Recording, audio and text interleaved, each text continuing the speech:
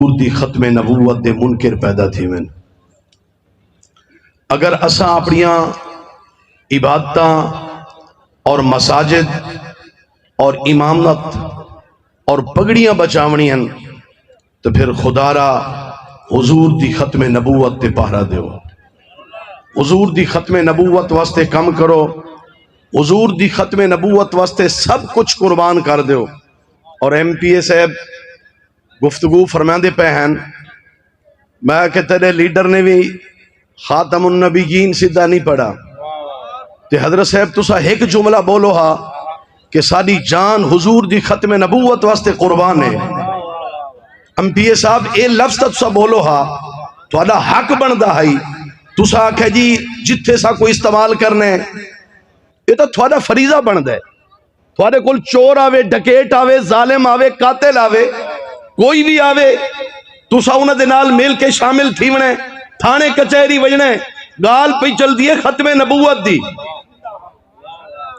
آج تھوڑا حق بندا ہے کہ تسا ختم نبوت دا کوئی نہ کوئی سا کو پیغام دے کے بنو ہا۔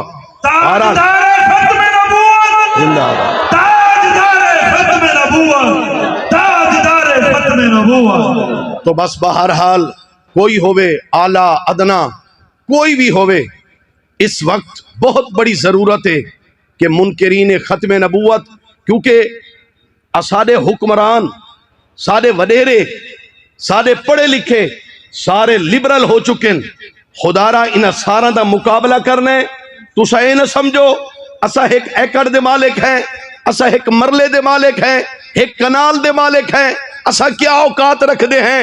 خبردار تسا اپنی اوقات کو نہ دیکھو، تسا حضور دی غلامی کو دیکھو۔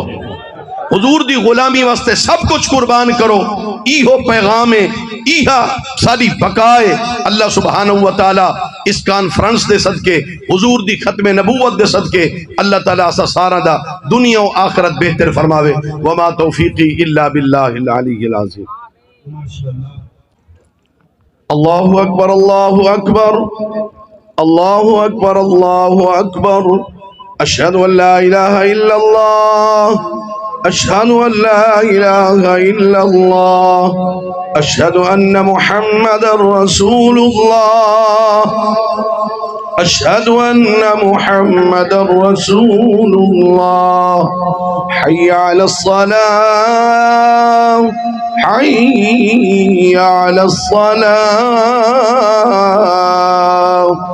حی علی الفلاح، حی علی الفلاح۔ اللہ اکبر، اللہ اکبر، لا الہ الا اللہ۔ الصلاۃ والسلام علیکہ یا سیدی یا رسول اللہ۔